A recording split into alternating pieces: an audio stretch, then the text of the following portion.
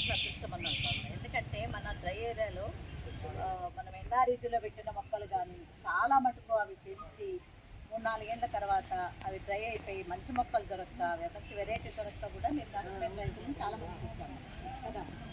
నరేగాలో పెట్టిండేది ఎన్ఆర్ఈజీలో 3 ఏళ్ళకి అన్నిటికీ మెయింటెనెన్స్ కూడా. ఎందుకంటే ఎంత మనకు ఫ్రీగా ఇస్తున్నారా, ఎంత డబ్బులు ఇస్తున్నారా అనే దానికంటే కూడా ఆ పొలం మీద, ఆ మొక్కల మీద ప్రేమ ఉండాలి రైతు. అప్పుడు అవి దొరుకుతాయి కదా. చిన్నపిల్లలు పెంచినట్లే పెంచాలి. అది ఒక మొక్క చనిపోయే పరిస్థితి, నీళ్లు లేవంటే అది మనము చాలా తపనతో ముందుకెళ్తాం. కానీ ఇప్పుడు అదే మల్ల మీదపల్లి రైతులు ఇప్పుడు మాట్లాడుతున్నట్టుగా ఏమంటే మాకు చేయాలని ఉంది, తీసుకోవాలనుకున్నాము, ఈ ఎండలు ఈ వర్షాలు లేవు, నీళ్లు తగ్గిపోతున్నాయి, ఇచ్చిన చెట్లు చంపుకోవడం కాదు కదా, బ్రతికించుకోవాలి కదా మేము. అది అందరు రైతులకు ఉండాలి. అది ఉంటేనే అవి మనము బ్రతికించుకోగలము. దానికంటే ఇంపార్టెంట్ ఏమంటే ఏం చేసినా కూడా ఎవరో బయట వాళ్ళు చేసేది కాదు. మీకు ఇప్పుడు నేల రకం లేక ఒక కొన్ని చెట్లు చచ్చిపోతున్నాయంటే ఆ చెట్లు మంచిగా చచ్చిపోయినాయేస్తాము. కానీ మన నేల సరిగా లేక చనిపోవచ్చు, నువ్వు సరైన దాని పోషక విలువల్లో పెంచే విధానంలో తప్పు జరగచ్చు, నీళ్లు కరెక్ట్ టయానికి ఈకపోంటే జరగచ్చు. కానీ చెట్లు మంచిగా కదనేస్తాం. అది ఎక్కడో చోటు ఉండొచ్చు, అది కూడా తప్పు ఉండొచ్చు, కానీ అది చాలా తక్కువ ఉంటుంది. సేఫ్టీ నుండి వచ్చే చెట్లు చెప్తున్నాను. కాబట్టి అది ఇంకోటేమి మళ్ళీ కూడా ఇప్పుడు మనోహర్ గారు మాట్లాడుతూ ఏవైతే ఇప్పుడు ఎండాకాలము చాలా మటుకు అవి బ్రతికించుకోవడము, ఈ ఎండలకు తట్టుకోలేక చనిపోవడం ఇట్లాంటివి జరిగితే కూడా జూన్లో, ఇప్పుడు మనకి ఫిబ్రవరి స్టార్ట్ అయింది, జూన్లో వర్షాకాలానికి అవి మళ్ళీ రీప్లేస్ చేసే కూడా ఏ ప్లేస్లో అయితే ఒక 20 చెట్లు 30 చెట్లు చనిపోతే కూడా అవి 20-30 చెట్లు అదే పనికి కడేకి పోయి రైతు తెచ్చుకోవాలంటే ఎంత కష్టము, చాలా ప్రాబ్లం అది. దానికి ట్రావెల్కే అయిపోతుంది. అట్లా కాకుండా దాంట్లో మళ్ళీ రీప్లేస్ చేయడానికి కూడా మొక్కలు ఇవ్వడానికి అవకాశం ఉందని చెప్తున్నారు. కాబట్టి ఇది మనం ఎంత మంచిగా మీరు తీసుకపోతే మీ గ్రామంలో మిగతా రైతులు కూడా దీన్ని ముందుకు వచ్చి చేసుకునే విధంగా పోవాలి. అంతకంటే ఇంపార్టెంట్ ఏమంటే మన క్లైమేట్ చేంజ్లో చాలా మార్పులు వచ్చినాయి. అంటే మొత్తం ఉన్న అడవులన్నీ కాల్చేస్తున్నాము.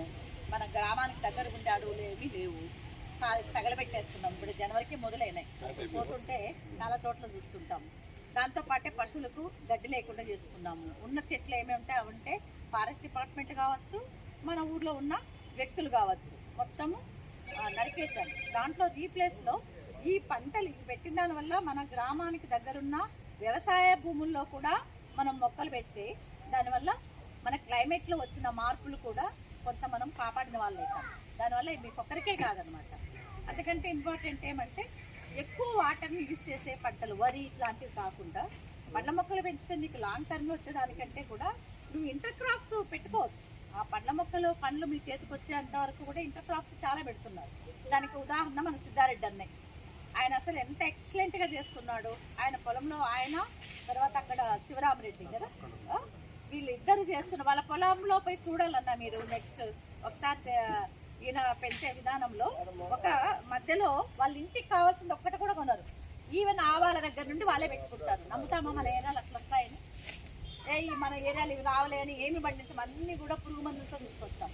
అంతకంటే ఇంపార్టెంట్ మళ్ళీ అంటే ఈ అబ్బాయికి కొంచెం ఇంట్లో సబ్జెక్ట్లో తెలియదు, కానీ మన ఫీల్డ్కి వచ్చినా కూడా బాబ్జానికి ఎల్లప్ప కానీ తర్వాత ఇంకా మిగతా స్టాఫ్ కూడా వస్తారు కలిసి పనిచేయడానికి.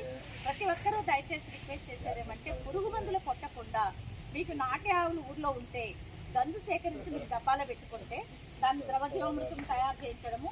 ఇంతవరకు మనోహర్ సార్ చెప్పినట్లు వాటికి సంబంధించి ఎట్లాంటి పురుగు ఆశిస్తుంది, లేదంటే వేరుకు సంబంధించి ఎట్లాంటి వేళ దాన్ని బలంగా చేయాలంటే ఏమి ఇన్పుట్స్ ఇస్తే ఆ మొక్క మనకు వేపుగా ఉంటుంది, ఆరోగ్యంగా ఉంటుంది అనడానికి మనం దాన్ని కూడా ట్రైనింగ్ పెట్టాం.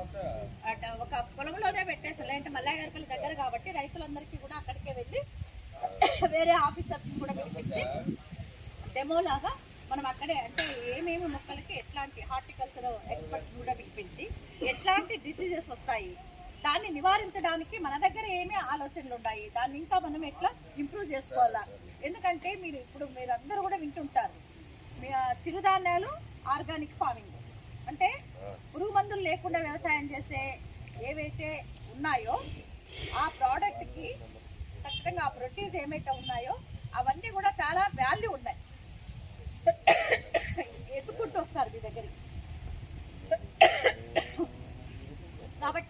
మీరు ఖచ్చితంగా పాటిస్తారని అనుకుంటున్నాను. మీకు ఏమైనా అనుమానం ఉంటే అడగండి చెప్తాను.